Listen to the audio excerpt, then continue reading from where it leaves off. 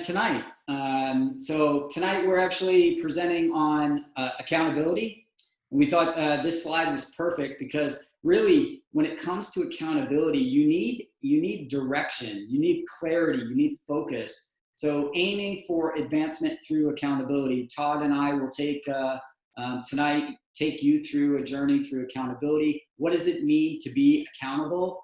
How are you accountable to yourself, to others, etc.? So we'll walk through this. But again, when you start with accountability, you really need an aim or a focus. And I think obviously a target. You have to have a target and know what you're shooting for. We're here today because Kevin and I got together and neither one of us would have ever done this on our own, but in partnering in some other ministries and learning about our heart, and then hearing God kind of share with us that, this was a need, we took this journey together, right? So that's some of the things that happen when you can kind of hear what God's saying to you, and also, he brings other people on board. And so we think this is a fantastic topic, especially as you think about taking this journey and, finding your new career or even advancing in the one you have. And so we wanted just to share with you some of the things that the Lord's shown us in this respect today in some practical ways. So again, those of you guys who join, Walter and Scott, grab a piece of paper because this is actually a working session. We're going to give you some activities to do as we go through this. So, yeah, I couldn't agree more. And again, what's funny is Todd and I both were praying for this separately, or not for accountability, but just what do we want to do to serve others? And then through God's direction, we ended up in a ministry together. And then through that ministry, we ended up having a sidebar conversation about this, and one thing led to another. So, and we couldn't do this alone, as Todd said. Absolutely not. Yeah. So I really just want to kick it off with the kind of the when and the who, right? The what's worked best, some of the cons, but I'd really like to start with the when and the who. So what I'd like to start with and have everybody share, you can either write it down, but I'd rather you verbalize this. Maybe each person can just take a minute, 30 seconds, a minute, and share. What has your experience been with accountability, or what has been your experience with accountability? And again, there's three kind of key things you can speak to about the when and the who has been the accountability in your life, what's worked really well, and or what did you try that didn't work? So if you don't mind, I'd love to have folks kick it off and share share some of their thoughts. Danny, want to kick it off for us? Yeah, sure. So when I was in Corpus Christi, I lived with five other dudes at one time. I think I ended up having about 1,000 roommates at the end of college. By the end of college, but I all through high school and college, I was part of Young Life. If y'all are familiar with that ministry, my wife actually just went on full-time staff with them, which is why we're in Austin to begin with. So like accountability is not like this foreign thing to me. Like me and all my roommates were still super tight. And the accountability that came through Young Life was, pretty structured and rigid. And whenever I stopped doing Young Life, it became a lot harder to, keep up those rhythms and some of those rituals of, like regularly communicating with friends, with pastors and whatnot. But the church I was going to had like a really clear vision on what we wanted to look like. And so they ended up calling it fight clubs, and the theme was like we fight for each other in it. And it would be like 2 or 3 guys, and we would probably hang out like twice a week, and it was one of those Vegas rule kind of things. Were you at Real Life? I did not go to Real Life, but a lot of my best friends did. Okay, because I was part of the Real Life Austin plant, and we called our group Fight Club, and I knew they were in Corpus before, so that's why I was asking. So yeah, a lot of my best friends were involved with Real Life. So my experience with accountability has been probably more structured than the average humans, but it was really clear it became really clear to me the need for it whenever that structure wasn't in place anymore, and figuring out like, well, what is this going to look like in my life moving forward, has been it was kind of transformation. Now that I'm married and I have a wife, that structure looks a little bit different. But like we still need to go through the habit of being like, okay, no, we're going to, put time on the calendar so we can actually like discuss and meet and get on the same page about things and, hold each other accountable. Cool. That's great. Awesome. Thanks for sharing. Yeah, for sure. What's up, David? Speak to us, man. Are you talking about related to the job search? You talking about during your career? You talking about? I think all of the above. Where I think this is the kind of topic where sometimes it works out for people, sometimes that people have different experiences with it. So we kind of wanted just to kind of see what kind of experience have y'all had in any kind of context of accountability. So pick one. Doesn't matter. Yeah. Well, since I've led organizations up to 250 people and as small as 5, obviously accountability plays a big part, right? You're responsible not only for your own career development, but for career development of your employees as well. So I'm big on accountability. Job search wise, I've had accountability partners. What's that? I was just going to say, is anything, maybe you can share what's worked or what hasn't, maybe one thing that's worked or hasn't worked for you. Well, I'd like to say it all works, but I think you know better than that.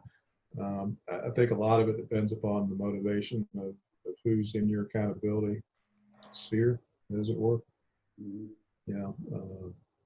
Obviously, if it's within the job, you're expected to be accountable, and you expect your employees to be accountable. A little bit different when you're in a job search situation or it's in a personal situation. I don't think the pressures are quite that as intense, so you're more apt to see slippage in those areas. At least that's been my experience. I've provided some mentoring to some people in job searches, and what I found is some are motivated, some are very accountable, some are not. Yeah. I mean, it all sounds great when they get started, right? Yeah. But then it kind of slips off a little bit. And I can be a little bit of a taskmaster, right? I don't accept excuses very, very well. So sometimes that's not well received, but it's all, well intentioned. Yeah. Right. Yeah. Well, Walter, you had some comments. What do you got to share with us here? Well, I just want to first put something back in Dave's here that I heard. I think it's a combination of luck, prayer, and having an angel on your shoulder at times with searching, whether it's job or anything. And that was my response to that. I always say that I've got a guardian angel on my shoulder, and I'm glad that she's sitting there. The other thing concerning my chat remark, I have this tendency with that word accountability, take it in somewhat of a serious manner, and also try to, joke with people about accountability that, I hold myself to the same yardstick as I do myself. And just because, they see me dropping the football, I would expect them, keep going, keep doing what you want to do, because the other situation will happen. But when I say I'm going to do something, try to do it. And I expect the people around me to follow suit. And how do I handle that? I don't know if I would say myself I'm exactly a taskmaster. I expect people to, if they've got any brains in their head, they know that they've got to do these things without me, micromanaging them. But I just think that my big itch there with accountability is that other people know that I'm going to hold them accountable, and I'm going to turn around and put the mirror on myself and say, hey, Walter, you've got to do the same thing. You can't stand there and say, well, you're getting a free pass on this one. Yeah. Right. Yeah, that's good too, because that keeps you, that's the definition of hypocrisy, right? When we're holding people to one standard, but then we're at a different one. So, but you're right. It's kind of problematic if you're not holding them accountable too, right? So, but that's an interesting way to put that. I'm glad you shared that. Patrick or Scott, what do you guys think? Just keeps the balance there.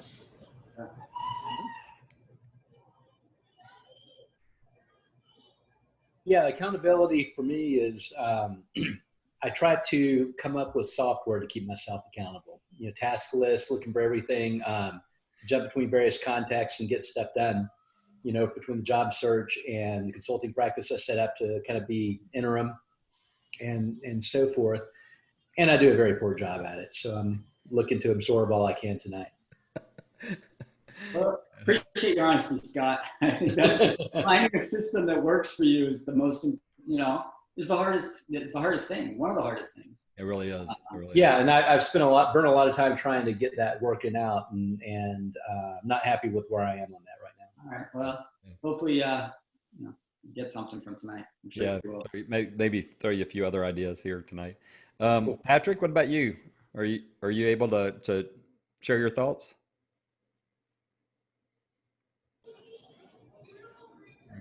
Maybe not. All right. Patrick, if you have some thoughts, you can throw it in the chat and maybe we'll just address it there if you want. Can't. So let's continue on so we can keep going. But appreciate everybody sharing. I think it's really important to share our testimonies and kind of our journeys, what's worked, what's not, so that we can continue to grow together.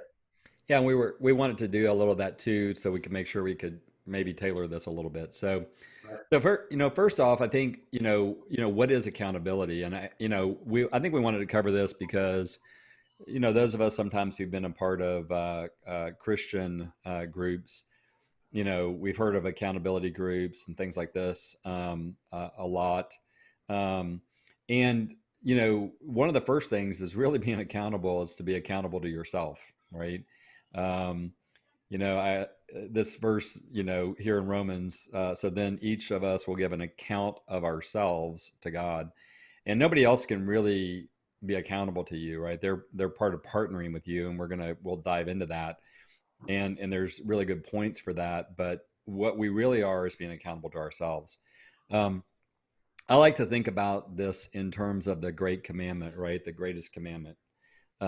Jesus says to love the Lord your God with all your heart, soul, mind, strength, and to love your neighbor as yourself. And so we've got these three elements, our ability to, have integrity to those three things really is the center of this, right?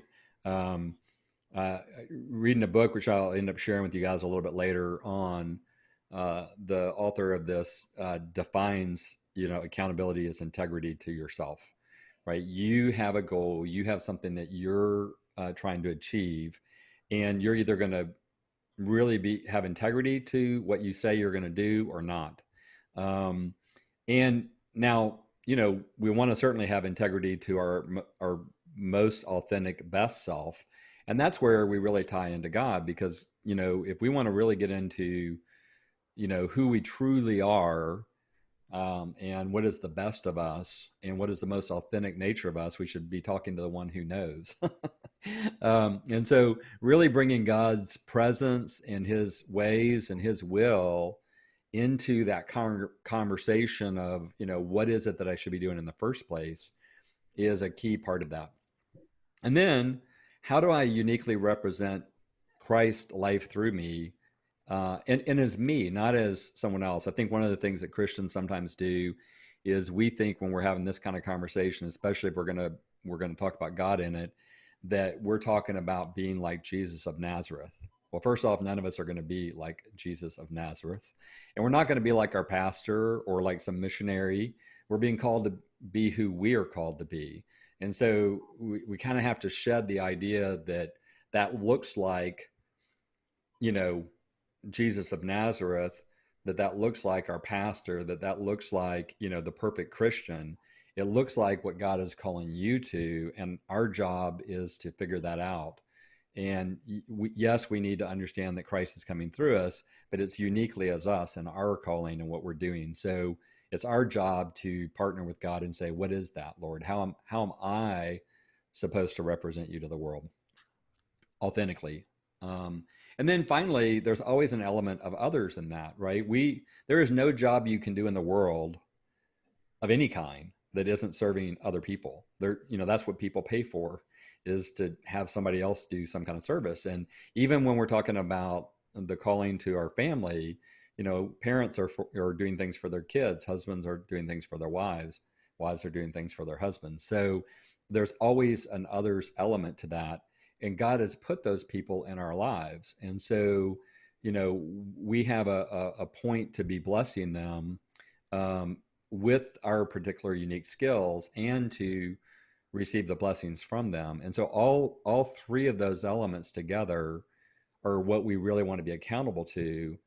And we need to take, like Walter said, that fairly seriously, right? Because sooner or later we will give an account for that. So we're really the ones that are responsible for it, even though we're going to partner with other people in it. So that's just a thought about accountability. And we want to kind of get into some ways to think about that give you a practical way to break it down. So Kevin, if you want to go forward. I just like this verse where, because it kind of plays into this idea of hitting the mark, right? You guys may know that sinning means to miss the mark. And what we want to do is make sure we're clear about what the mark is, to begin with the end in mind, right? What are you aiming at? And so this verse in Philippians, I press toward the mark for the prize of the high calling of God in Christ Jesus. So let's take a look at how you can do that. And here's where I hope you got some paper and pen out, because this is our sort of first exercise, right? And a lot of times when we think about these things, the very first thing we think about is, well, what is it that I want to get to? I want to get to this career, or I want to get to this thing.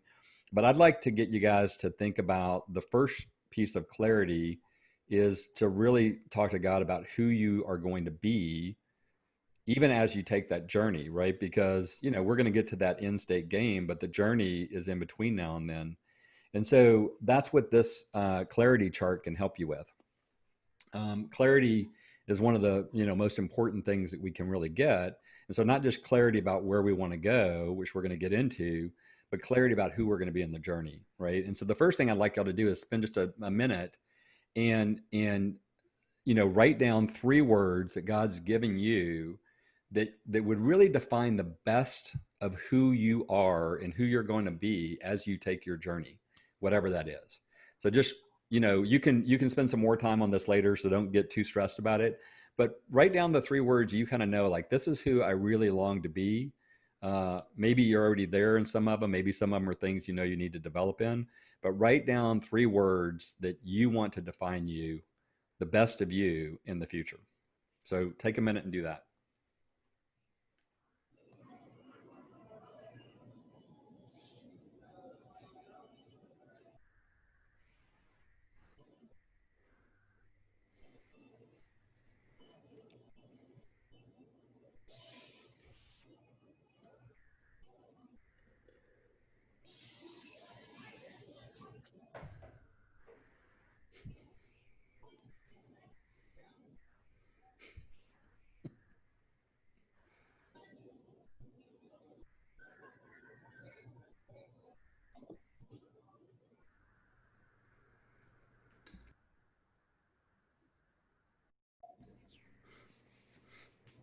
So y'all can kind of keep thinking of that. The other session thing to think about is what are 3 words that God's given you that are going to define and guide how you're going to engage the people he brings in your life?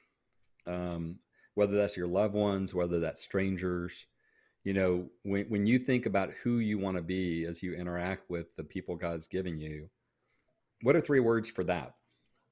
So write 3 words down that come to your mind for that real quick.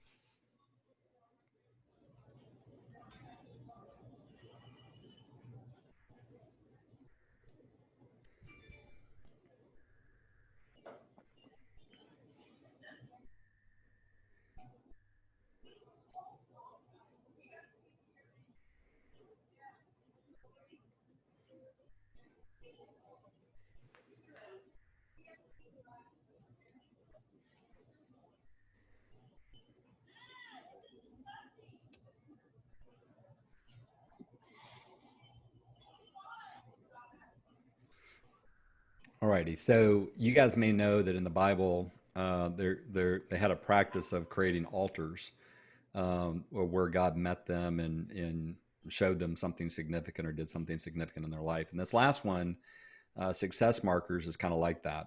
And one of the things that we do in the modern world is sometimes we achieve something or we learn something, and then we just rush right off to the next thing, and we never really take a moment and realize that, we just had this amazing marker and kind of create an altar. But some of the time we do.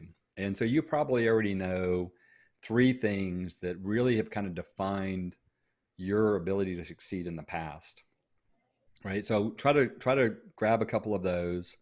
And again, you can add to this or tweak it some more later, but try to find three words that, remind you of what's made you successful, that you can anchor, your future effort on, and write some of those down real quick.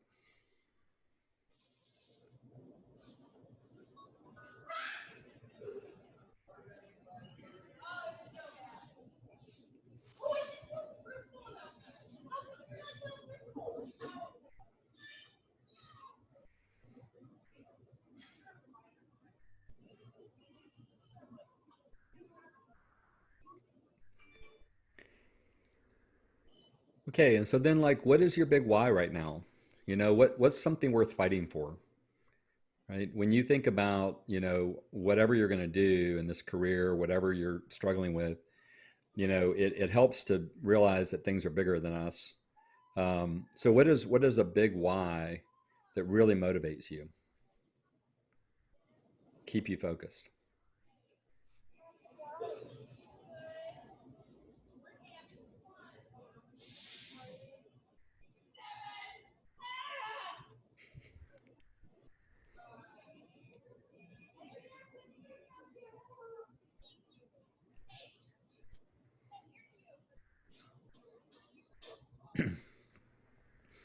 Okay, so I think what would be really good, getting stuff done.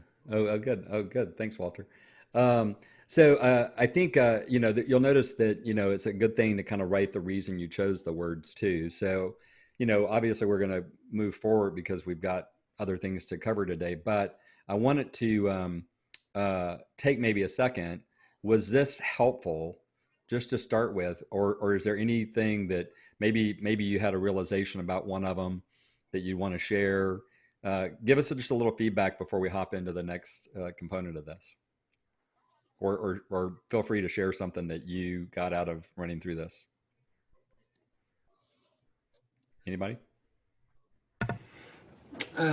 So these are like relatively all like things that I've spent a lot of time thinking about over the past few years, but with all the junk that's been going on, just I'm shocked that all of these words that like I've talked about in the past come up in one moment. And so it's humbling to see it all on one page really clearly. Yeah.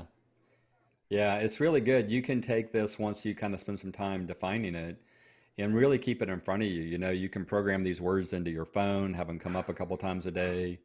Um, and it's amazing how that works because, it's easy to get caught up in the forest, and this kind of brings you back and anchors you on what you really want to be, no matter what's going on. Keeps you out of situation and circumstance mode and into your identity mode. So yeah, thanks, Danny. Anybody else before we move on? Rising tide or waters lifts all boats. So that's why I say what I do does matter because other people may need it. It doesn't necessarily, um, you know, enrich me, but you never know when you're going to need that favor and need that help from somebody else besides you. Yes. Yeah, I liked what you said, Walter, that others may be needing what I do. And in just a second, we're going to get on that very point. So we'll move forward and get to the next phase of this. But, I hope you'll just grab that because, just when you start really thinking about your job and your goals and other things, you want to do it out of that center right? And so this is what that is why that's a really good starting point, because then you can factor that into the rest of it. Go ahead, Kevin. Yeah, it's great, Todd, and it's so true, right? Putting it down on paper and kind of fleshing out your thoughts is so important. It's a first step, I think, a huge first step in success, setting it up for success. So then we talk about, we move from this clarity chart and this aim and this mark in accountability for yourself and integrity for yourself into kind of the extension of yourself, right? When we talk about the benefit of extension, we love this verse with 1 Corinthians 6:19-20. Do you not know that your bodies are temples of the Holy Spirit who is in you, whom you have received from God? You are not your own. You were bought at a price. Therefore, honor God with your bodies. And so really, what does that mean? When you think about integrity to your contribution, this talks about that extension. When you've got a picture here of a pebble that hits or a rock that hits the water, right? You have this big wave that starts, and then the ripples start getting smaller, but they continue on and on and on, and they move across the water for a ways. So when we think about, accountability, what is your accountability to others? How are you, you were bought at a price by God. Your body is a temple for him. So God has a plan for you. He created a plan for all of us, right? From the start. He already knows it all. We kind of walk the steps, but he already knows the outcome. But what is this ripple effect? How what you do today impacts others? Who else benefits when you achieve your intentions, right? When you make a commitment to somebody and you're accountable to somebody else, how does that impact them?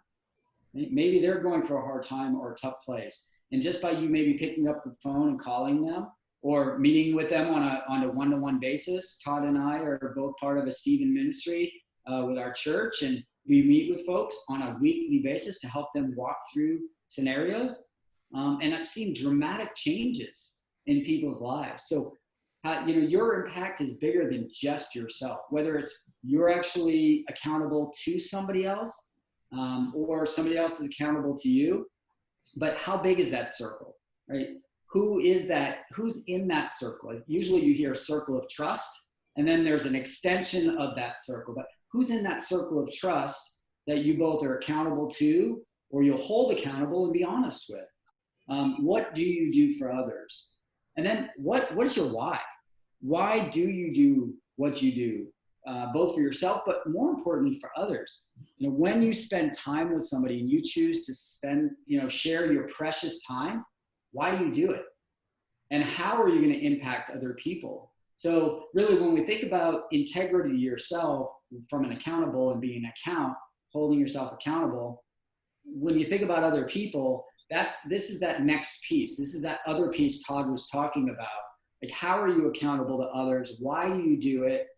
Because what you do for others, it could make or break their journey. So just think about that as you go through that. I think benefits is really an important piece. Yeah, one last thing I'd say on this too is, it's easy to sometimes, and this is a place where, again, sometimes the concepts of accountability groups and other things, especially in churches, get pushed into this guilt thing. That's really not what we're saying here. What we're saying is from a motivation standpoint, right? When I realize that, something I do benefits someone else, I'm more motivated to be accountable to it, right?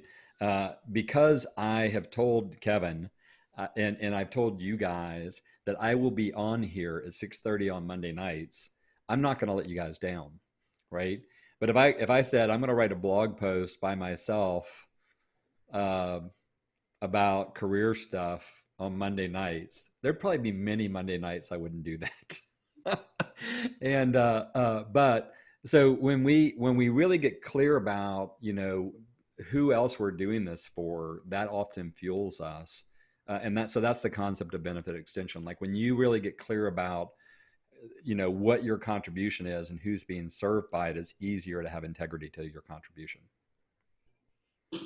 Absolutely. You want to hop to the next slide, Kevin? So you guys may have heard of SMART goals before. Has anybody heard of SMART goals before? Business. So I read a book by Michael Hyatt a couple of years ago called Your Best Year Ever. And in that, he extends the idea of SMART goals to smarter goals.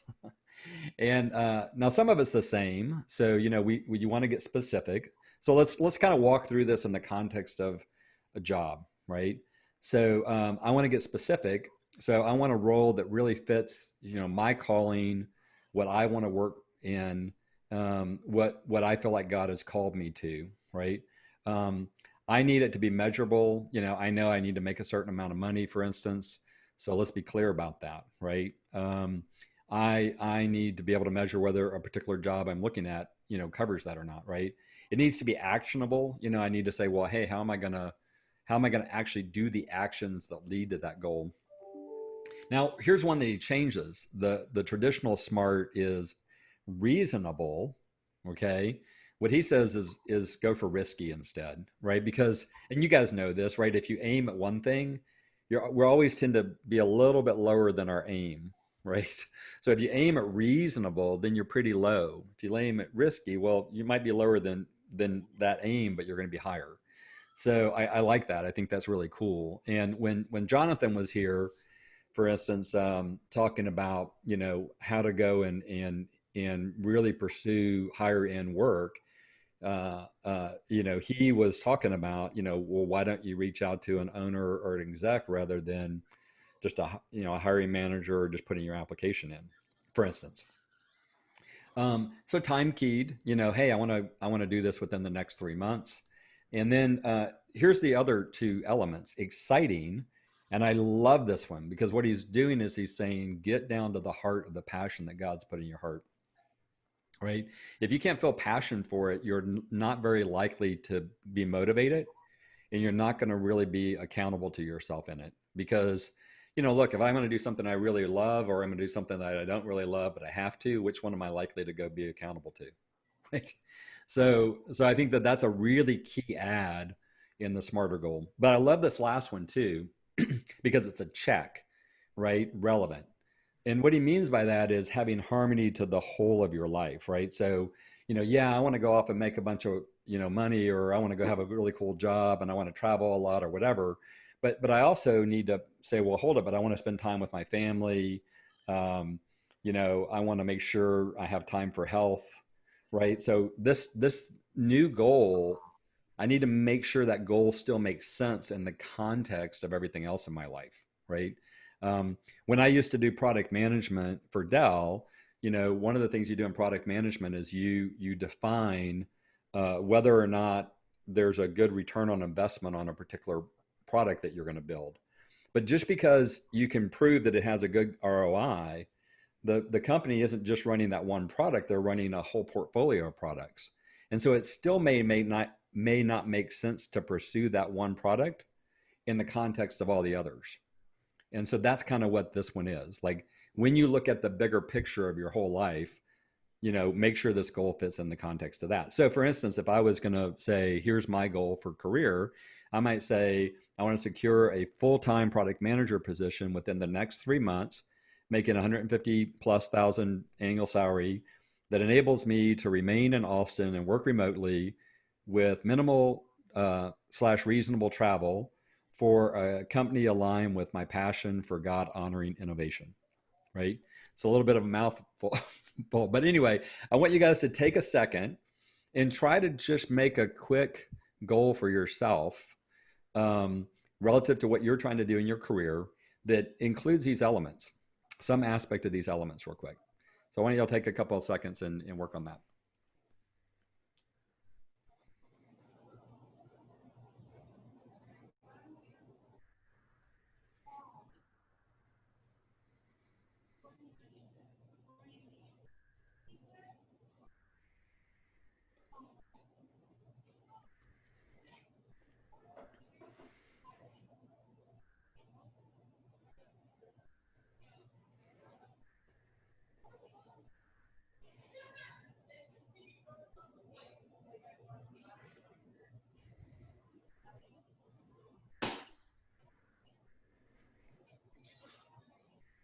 Right. How's everybody doing? I think just getting some initial ideas and thoughts down on paper is good, and then you can go back to it and work through it a little bit later and detail it out and go a little bit deeper. But again, getting that initial thought and target on paper is important. Yep. We know that the moment we walk away from here, that's going to kind of go away. So getting some thoughts down on paper is important, and then you can build the framework and go a bit deeper with it. Yep. Take a stab and refine. Right. And just, yeah. And then the last thing I'd say with smarter goals is just remember, if you set one and you're going to be accountable to yourself to hit it, it may not go exactly how you set it up to go. So you may, God takes us in different directions throughout it. So just trust in him as you go through it. But he will deliver if you're truthful and you're honest and you kind of follow the plans he's put in front of you. So I have a testimony about that, and it's kind of ties right into what Todd said about the position, the salary, the timeline, the location, etc. And I'll touch on that in the next slide here. So, all right. So collective courage. Right? We talk about. We've talked about this benefits extension. We've talked about these smarter goals. Then we talk about collective courage. What is collective courage? Right? It's having other people around you, right? It's being surrounded that helps to lift you up, motivate you, as Todd said earlier, so that you have more courage to move forward. It's a lonely road if you do it by yourself. You can be very defeated. I've run 2 marathons, and I will tell you, when I'm by myself in that process of running, and as you get further along in a marathon, the people spread out. So there could be times where you are by yourself running for miles without seeing another person or just seeing one.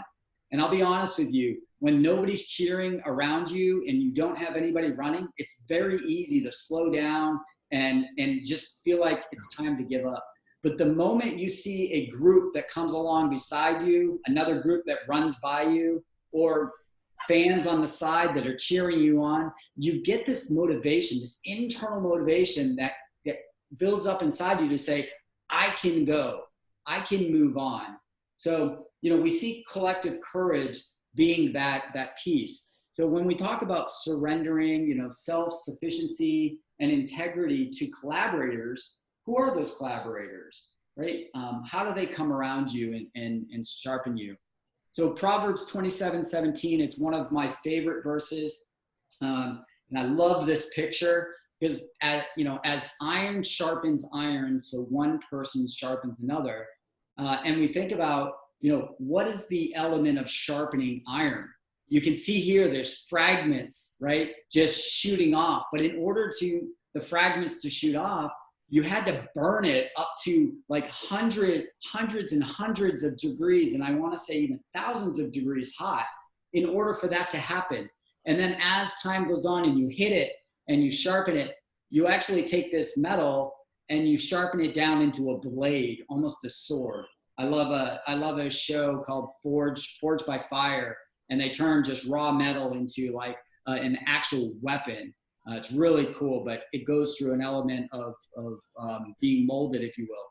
So then we talk about Barnabas. Barnabas went to Tarsus to look for Saul, right? Why did he go to Tarsus? Why did he look for Saul? You need other people, and they need you. So don't rob yourself from them or them from the good ministry, right? Sometimes if we do it for ourselves, we may be robbing from somebody else. So, and then in John 17:9, I pray for them. I'm not praying for the world, but for those you have given me, for they are yours. And I love the last part of that. For those you have given me, right? God has blessed us specifically with the people in our lives. I am in Austin, Texas because of what Todd said before. We set a goal. I had lost my job. I didn't know where I wanted to move to. We had set 3 maps on the wall. One was Seattle, one was Arizona, and one was Texas. We had heard about Texas just by a friend mentioning it, but we knew nobody. We had family in Arizona or Seattle and best friends in Arizona, but we knew nobody in Austin.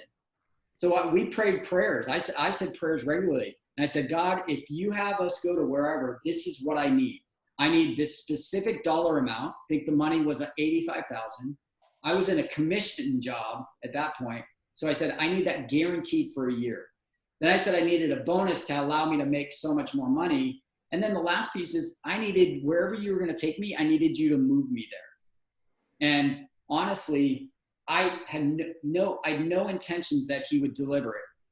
The company I had worked for years ago, I had met somebody. He had moved to Dallas. He and I connected just on a cusp through a company I worked for. And after I lost my job, he asked, hey, have you ever thought about moving to Austin? I'm like, quite interesting. It's come up a few times. And in the end, this company never moves people and never guarantees salaries. And I got a call from him after I almost gave up, and he gave me specifically what God asked, what I had prayed for God. Everything, down to the guaranteed salary and a relocation that was in the amount that could move my whole family there. So here we are in Austin. I know nobody. Why does God put us here? You know, again, I just trusted that he would give me somebody, and he did. And that person helped me get to Austin. But I had no idea that he was going to be part of that. So who will sharpen you? When you think about people in your life, the collective group that will provide courage to you, there's 4 things that you want to really focus on. 1, look outside your industry. You may know a lot of people in your industry. They may think or talk a lot like you, but if you look outside your industry, you'll find somebody that may have a fresh perspective. You also want them to be honest. We do not want to fill people that are going to kind of sharpen us, that are just going to tell us what we want to hear. That's not being sharpened. That's just fluff, right? Oh, it's okay that you didn't hit your goals. Oh, that's okay that you interviewed with 10 companies. It'll eventually happen. No, we need to be truthful and honest with people. The only way we can get sharpened is somebody challenging us. We have friends that are challenging us. You want somebody that lacks the qualities or has the qualities you lack. I've read many leadership books, and it says, in order to be a successful leader, surround yourself with people that are better than you in the areas that you are not good at. And in this accountability partner, the people you're going to surround with, you need to do the same thing. Find those that actually have those qualities. But first, you have to identify those you lack. So what I recommend, we won't do it here, but when you leave here, write down, what are the things that you're good at? What are the things you lack and that you aren't very good at? So then as you're starting to build your community, you focus on that. Be clear about your expectations when you do meet with folks that you're going to bring into your group and your inner circle to help you be accountable. Make sure you're honest with them right up front. And then agree on final consequences of commitments, right? Make sure you have an outcome and what the plan is. And if you don't hit your commitments, right, what do you expect that they'll do? Have an agreement to that so that you're not surprised, they're not surprised, but you set that expectation up. So what I'd like you to do just for a couple of minutes, write down who are 5 people that you feel fit this, that have these qualities. We don't go into great detail, but I'll give you a couple of minutes and just write down a couple of people. You know, I'd love to see you get to 5, but start with 1 or 2. And if you have 5, great. Go ahead and take a couple of minutes.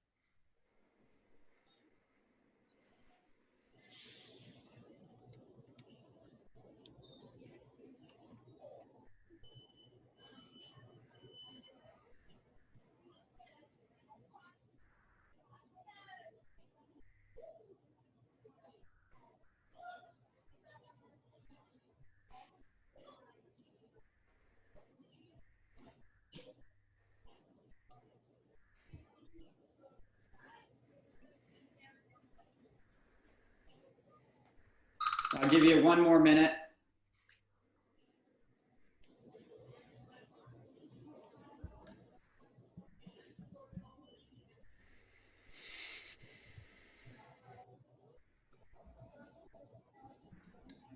Or actually 30 seconds.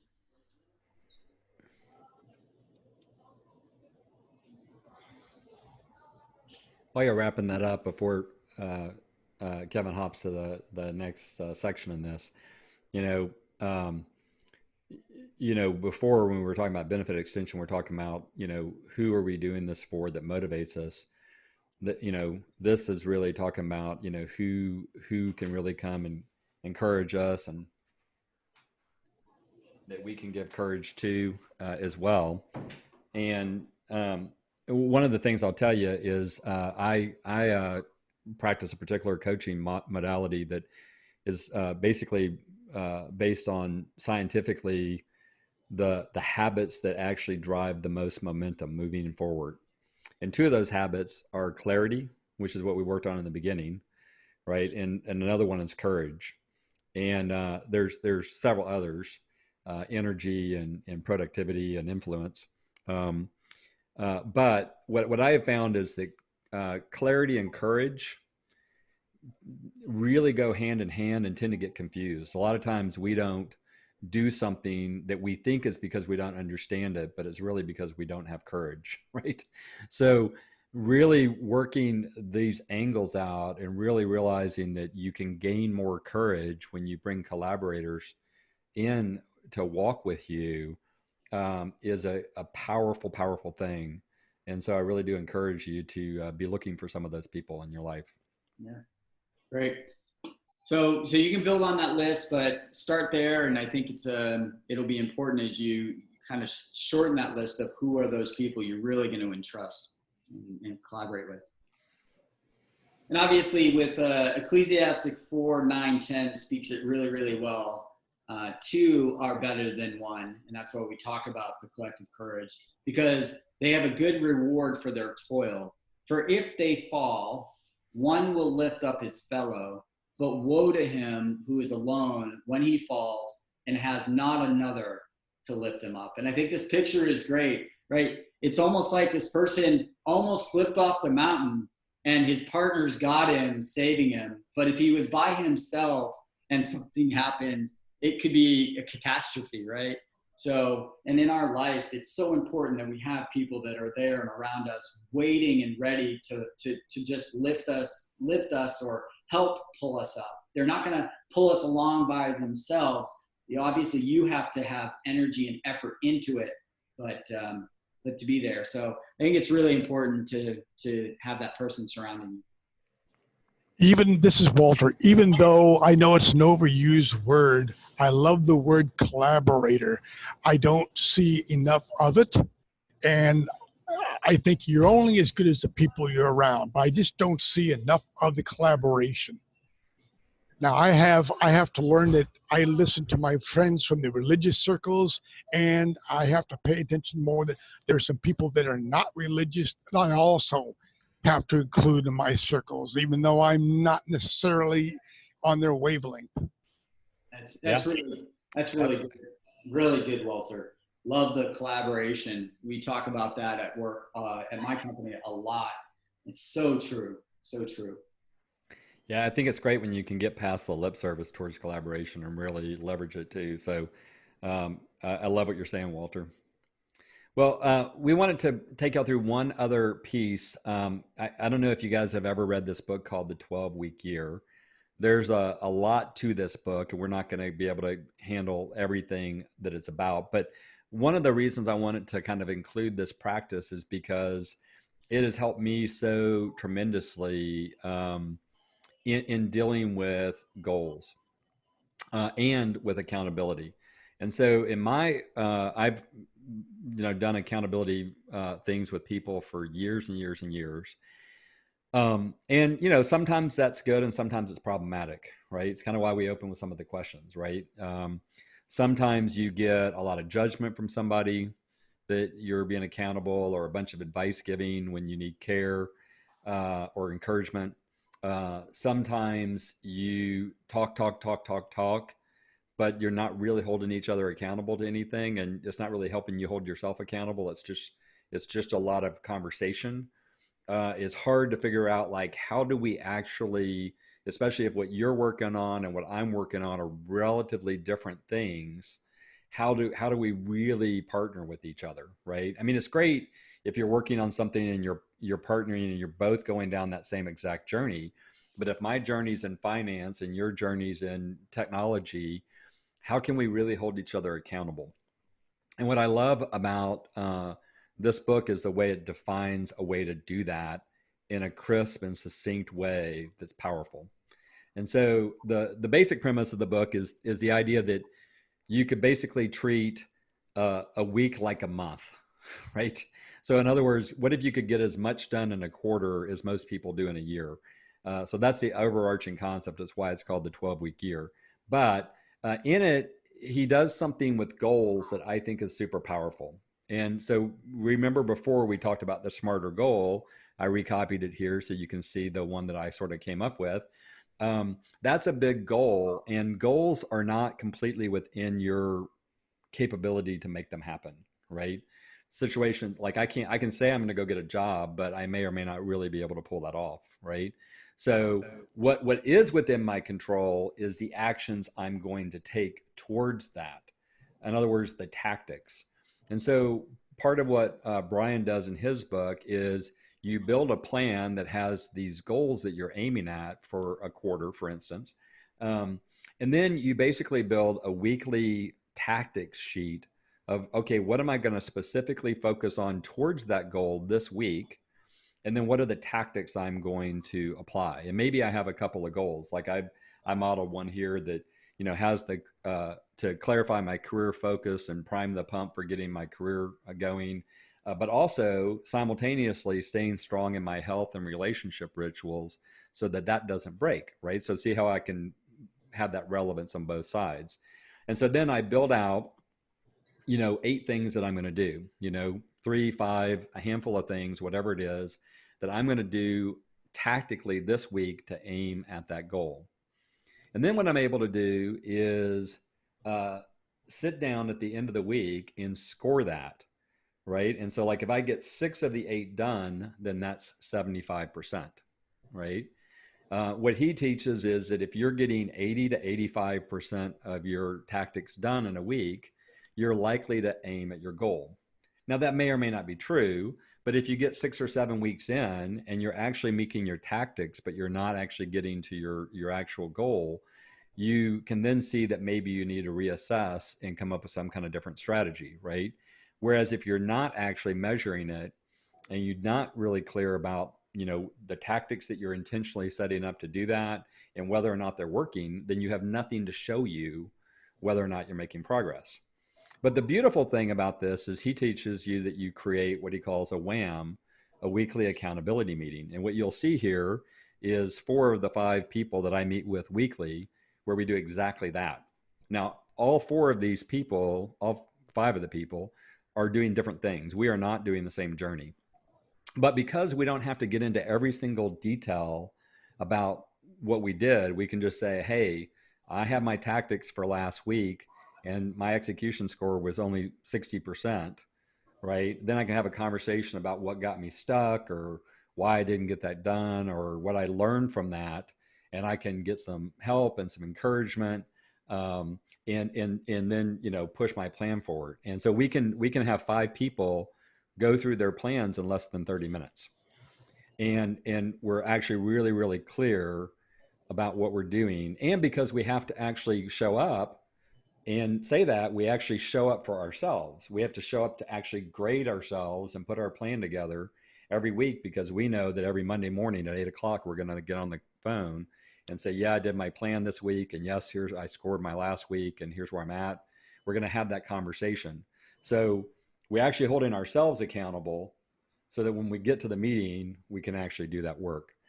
I think this is a really, really powerful habit. And you begin to learn some of your own traits. Like we have learned, for instance, sometimes we're very general when we need to be more specific, or we're trying to do 20 things when we really only have the time to do 2 or 3, right? So you begin to improve as you go through this practice as well. So here's a way to really powerfully bring, a handful of people together. And even if you're doing different kinds of things, and really hold each other accountable and pray with each other and support each other. So I really recommend reading this book and enacting some of this. It certainly has helped me tremendously. We've been practicing this since January of this year. And it's, it took the first quarter probably just to even start to get it right. And even now, 3 quarters in, we're still learning how to really use this tool, but it's really, really powerful way to have an accountability group. So, you've got a group of people now, and maybe you wrote down your goal. And what we'd like you to do is spend just a minute writing 3 to 5 tactics that you might take this week that you could realistically score. Did I do it or did I not do it? Right. And then track that lead indicator for yourself. So take a minute and write 3 to 5 of those down real quick.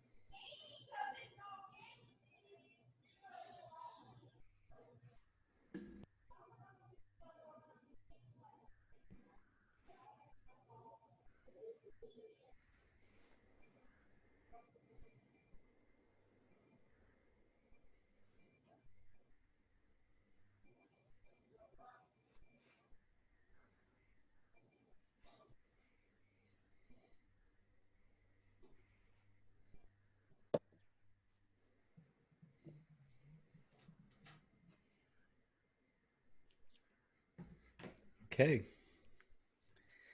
Kevin, you want to? Yeah. Thanks, Todd. That's great. And, good start for everybody.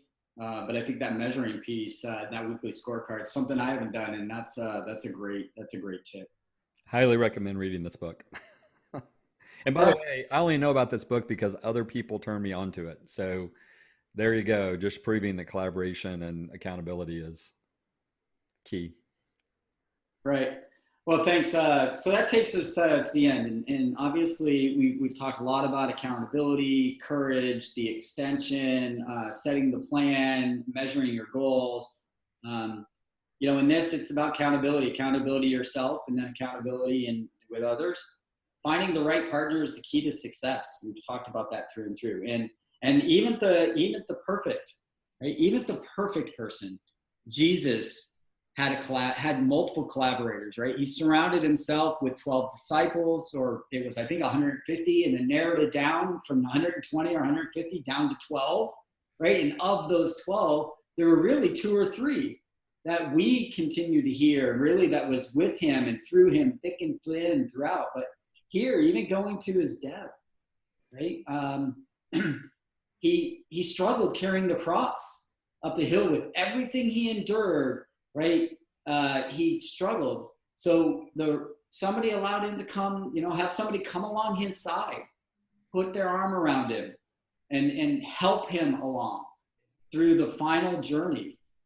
Ephesians 4:25, therefore, having put away falsehood, let each one of you speak the truth with his neighbor, for we are members of one another.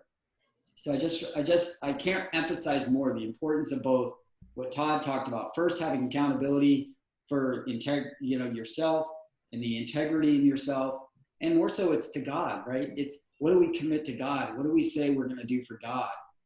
When we fall, we're going to step up, and then having people around you, and even Jesus was a testament of that. So hopefully you had some, found value in this. You had some great tips you walking away with.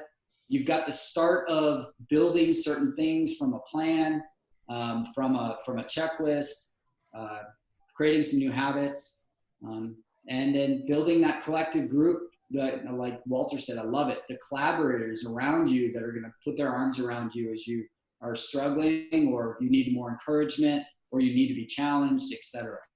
So I'll leave that, and Todd, I'll let you finish. Any final thoughts or words to this? No, we'd just love to hear you guys, any questions y'all have or any thoughts. We're a relatively small group tonight, so we can kind of just do our discussion here. There's plenty of other tweaks or things that we could chat about on this topic, but there's only so much time to give. So anyway, I would just open it up at this point, and love to hear any discussion or questions you have, or thoughts about whether this was helpful or not. So any of those things would be our prompt for the night. And that's a great prompt, Todd. I will say, Danny, I knew you're new. Normally, about 20 to 30 minutes before we end, we would break out in these small groups, and that's that community. But tonight we carried on, so this is a time for us to have that open discussion.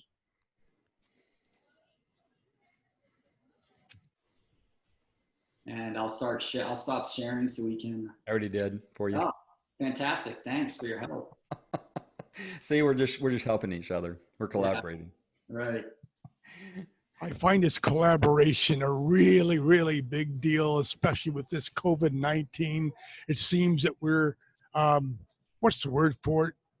We're being carved up more than we are being united.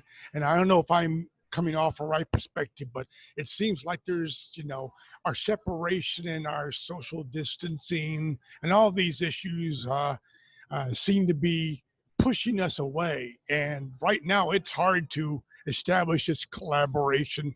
I mean, Zoom seems to be the only thing we have going for us, and Skype and things like that.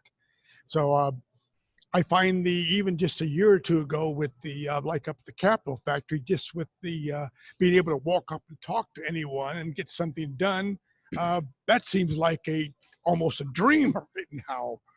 So yeah. Collaboration right now is a real tough subject to jump into, and I'm having to find different ways to, make that connection, if I dare say. Yeah, and I think it's great that you're here, and Danny joining us, others. One of the things that we've seen, it's really a fantastically interesting challenge. And in fact, I was talking with Craig Foster at JSN and Don Collis at Austin Ridge over the last week, but we've seen it in our Stephen ministry too. So in Stephen ministry, it's a one-on-one ministry for people who are going through crisis. And we know beyond any shadow of a doubt that right now more people are going through crisis than ever before, right? We've got, 12% of people out of work, all kinds of downfall from that, obviously health things going on, tons of stuff in the world. And one of the things that's happened, we thought in our Stephen ministry, one of the things we're always doing is trying to have enough people to serve because it's one-on-one. So we're always trying to get more people in the ministry because there's plenty of need. So we thought when this happened that we were just going to get overrun very, very quickly. And what we're finding is that people are actually constraining themselves back even more. Like literally, we've only had 2 people during this entire time request to become, to have a Stephen minister, which just blows us away. And this is exactly what Don and Craig told me too, right? They're very used to having lots and lots of new people coming to, JSN's been around a long time and it's well known. And so they're normally having a ton of new people. And right now, pretty much the people that are coming are the people that were already coming. And so there's this odd thing where Satan gets in people's heads and says, hey, hold yourself back, and isolation is actually the worst thing, right? This is what causes people to commit suicide and all kinds of things. So we do need community. We do need collaboration. And you guys are sharp to come and get some of that and keep pushing into that. Don't let yourself, think that it's impossible to get that. We may have to do it different ways, but I think the more you push into collaboration at this point, the more successful you're going to be. Yeah, and I'd like to just, that's great points, Todd. And the one thing I would add, Walter, is, it's so important to be creative, to think outside the box, right? We're so in tune that to be collaboration and to have interaction, we have to be face-to-face at a coffee shop, or we have to be in-person meeting for lunch somewhere, et cetera. Now, I'll tell you, just being in the presence of somebody, there is an element of energy. Todd talked about energy. There's definitely something there from a spiritual energy that creates it when you're face to face with folks. But when you can't do that, you know, you could go as far as video is one thing, but you don't make a connection on video as you might be in person. I know in our Stevens ministry, as Todd was talking about, we've had people actually pull cars up in a parking lot, put their phone, call each other, put them on speakerphone, and look at each other, right?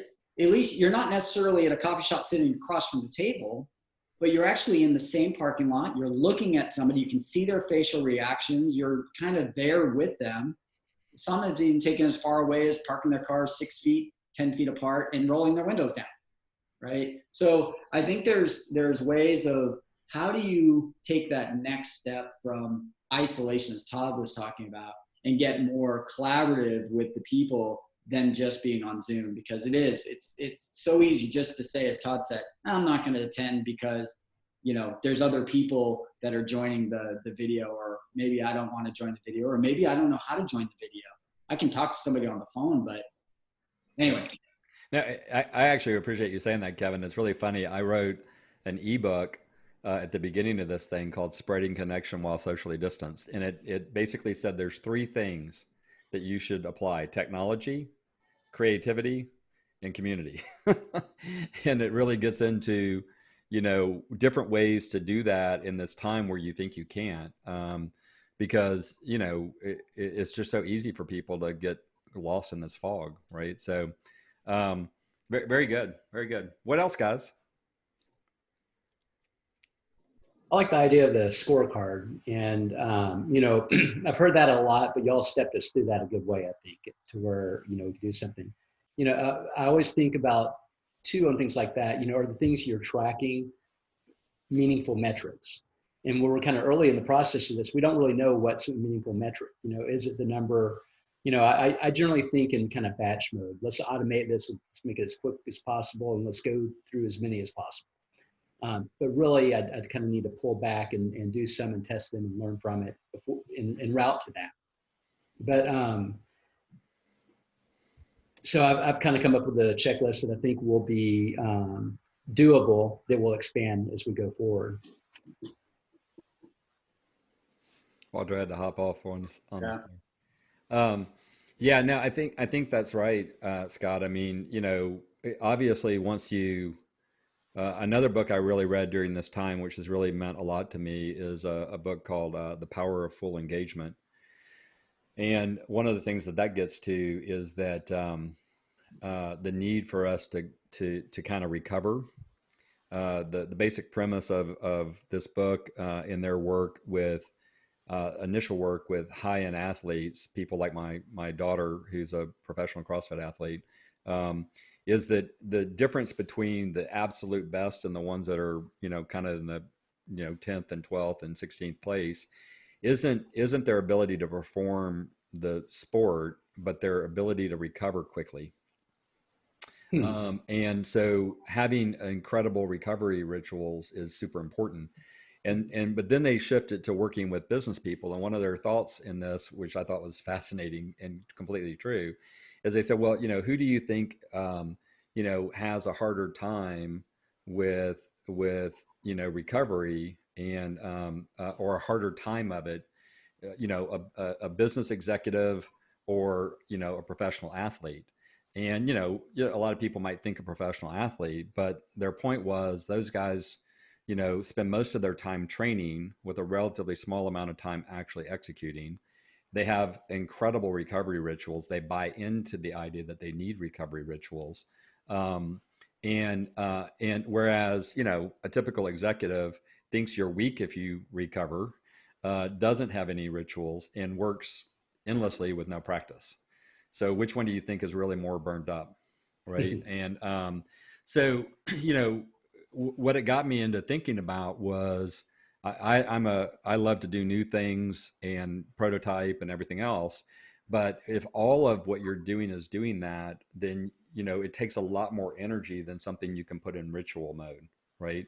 So, you know, kind of coming back to your thoughts on the metrics, it's great if you can get something to the place where, you know the best metric for that. But what I liked about Brian's deal is even if you're doing some prototyping, some things that you don't know, just having a simple metric of did I or didn't I is better than nothing. And then there's the ability to evaluate whether that's actually getting you there or not over a trend line. So, But for instance, the things that I have are, basically sending, letters or memos or whatever to, one ideas I have is like companies that are in the news that might be relevant, particularly in the news for funding, to LinkedIn searches that I've done, first degree contacts. I've got a lot of contacts that are probably meaningful, so I could find some there.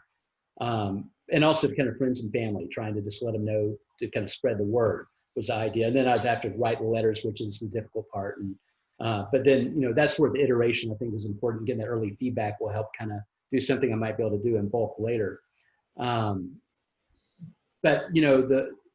getting the word out is obviously a first step. People aren't just going to mysteriously find me. I mean, they could, but God worked that way. But until it does, I'm going to try to get the word out. And so that's the first point. But then what do you do with it at that point? Whenever I'm meeting with someone, I'm generally pretty good at finding out what the needs are and kind of working something there. On the far end, though, as far as closing something for myself, that's a different thing. So at some point I have to work on that, but I can kind of just play it by ear as I go through that process. Yeah. I would think, I'm going to find you the link to it real quick. What would be helpful to you is to go and watch, when Jonathan Schober came and talked to us. I think, I don't think you were coming back. I was on that one. Oh, were you in that one? Mm-hmm. Okay. Yeah. I think, that was really good because it gave a little more clarity on a strategy on exactly who to communicate and what. Yeah, I might need to replay that or something. Yeah. That's what came to mind as you were talking about that. Appreciate that. Mm-hmm, yeah. And Todd, I'd also share, Scott, you and Todd should connect. Todd, we didn't speak about it tonight, but with regards to metrics and talking about what to measure and what's going to give you the right direction, Scott, we didn't get into kind of the leading and lagging indicators of how you approach your goals. So I think you and Todd should probably connect. There's some things there that might be valuable. And what should I do? What are those steps and things I should measure early on in the process to help me determine my longer term goal and success? Yeah, it's kind of like the goal. I changed the wording on it so it's a little bit different, but the tactics are ways you can build lead indicator metrics, right? I did or I didn't do, because you have complete control of it, right? Whether I did that or not. It's not whether or not you got the job, right? I either sent out those 10 things, I sent those 10 emails or whatever it is that I said was my tactic.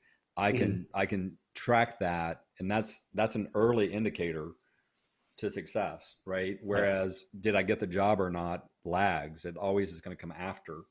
And so what he teaches is really focus. You want to track both, but you really want to focus on the lead indicators because they're the actions that are actually going to get you to the lag indicator, right? And so that's kind of the theory behind that. And so it's coming up with the tactics and tracking your tactics. So we got about 2 minutes left. Anybody have one final thought? Or question or question? Was it helpful to do it this way to we were trying to kind of not just present it you guys, but to give y'all some actions y'all could actually take away? Was that helpful? Yeah, no, absolutely. For me, like in this season of being a job seeker, it's not really anything I've ever had to do before, or at least not formalized. I've always just kind of molded and evolved into whatever the next thing was. And so I've been kind of in a state where it's I don't really know what to do. And so being able to kind of ground this conversation with those action items, in this micro sense, helps me apply it to the more macro of a long-term process of developing career and finding jobs and all those sorts of things. That's great. Yeah, what's cool about if you're using this kind of thing during your job search, this methodology is highly usable in your job as well, on an ongoing ability to be successful and get things done and improve your value. So it's not really just for the job search, but a couple of books for you, Danny, that might help you too. I'm a big fan. We talked about it in the previous one. What Color is Your Parachute? But also 40 Days to the Work You'll Love. Both really powerful and helpful in really getting clear about what you're trying to do in your career and giving you a process to move forward in that. Yeah. Thanks. Yeah. Awesome. Well, everybody, I really appreciate everybody's attendance tonight and entrusting us with your time. I think, it's hard to cut out time from your family and personal life and what you're doing. So I appreciate everybody coming and joining us today. Hopefully, again, if you have any follow-up questions, don't hesitate to reach out to Todd or I. There will be a survey that we'd ask you to fill out. It's really important so we can continue to iterate and be agile in our approach so we can deliver good content and make adjustments. And then next week, we didn't talk about, but next week there's a special session. It will be on finance and just kind of the topic around just the biblical sense of finance and what do you do? Some of the things that you have to think about, how it impacts you, et cetera. So we've got a great speaker who teaches on finance and financial peace and other things related to how you manage it through this time. So he will be presenting next week. We hope you'll regroup with us then. And at that note, I'd love to pray us out. Yes. Heavenly Father, I thank you for just coming together in your name, Lord. Thank you for allowing us to bring glory to you in everything we do, Lord. Lord, I ask that you would be with the attendees, the folks that entrusted us tonight, that joined us tonight, that participated in this workshop session. Lord, we ask that you would allow them to take away the information that will help them walk the journey for you. Show them the information, whether it's goals, show them the people that they need to list that are strategic to them completing these goals, Lord. We thank you for Jesus, Lord, and what Jesus did as he walked this earth. We thank you for him enduring the cross. We thank you for the collaborators that came around him and helped him through his journey while he was on this earth. And we know, just like you did for him, you will do for everybody that joined us tonight in their journey. So let them think and see clearly what you will have them do. Lord, let them go this week, be safe, be successful. And next week we come back together and hear testimonies and praise reports of things that happened that you made happen. Lord, we thank you for all that you do. We ask that you be with our brothers and our sisters that didn't show up here tonight. And let us be safe in our steps this week. It's your plan, but we will take care of the steps. Thank you for all that you do, Lord, and we lift it all up in your son's name. Amen. Amen. Amen. Thank you guys so much. Danny, so nice to meet you, buddy. Yeah, you too, Danny. Yeah, good to meet all you guys. All right. Take Take care, care. guys. All right. Bye-bye. Hi, guys. Hey, thank you all for doing this. This is Todd Boyum, and we hope you enjoyed this presentation of Fellowship Career Network. We meet every Monday evening from 6:30 to 8 p.m., and we hope you'll join us soon. To register and receive the Zoom link in your email, simply go to fellowshipcareernetwork.com today.